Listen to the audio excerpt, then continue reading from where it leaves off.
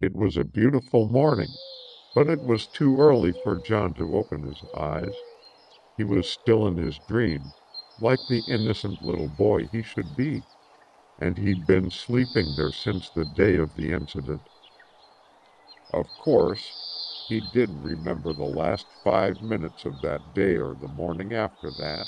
For the past 5 years, his father had never let him go from the attic.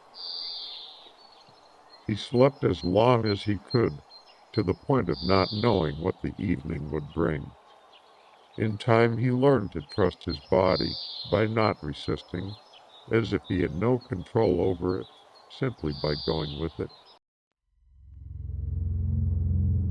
When the sun came up, the adults would go to work, or, in the case of John's father, work on his computer, which had already started to operate. John was asleep for an hour before his father woke him up, so John had to wake up and walk to the lab. Because it took that long for him to learn the first step, he wasn't going anywhere. His father would get him started, with a glance of as cold as the night. Yes, sir. John said as they walked up the stairs. I'll be good, Father. Please don't hurt me. His father wouldn't, not in any way that anyone would have expected anyway. The lab was quiet, empty, only whispers could be heard.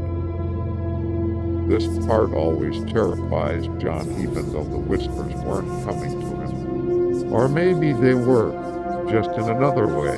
Maybe they could see him too. As the only human on Earth who understood their language, John probably understood them. There was one of them who fades into existence and looks like a tall woman. She was on the other side of a glass wall, looking out, not into John, but into his soul. Her eyes were like blue diamonds, sharp as knives. A black dress was pulled up to her neck, leaving her bare shoulders and neck exposed. Her hair was black and curly, and almost as shiny as John himself. A perfect hair, some would say. And she said the same words, just like every other day. I hope you make it out okay. Then she disappears, just like every other day. I'm sorry. John would say, then swallow his voice back into itself. He would often think of his mom whenever he saw her, but he could not remember ever hearing her tell him that she loved him, even though he was her only son.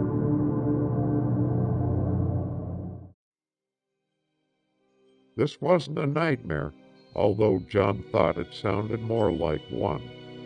Day by day, reliving the same nightmare, repeating the same experiment until dusk, until dawn, with no end.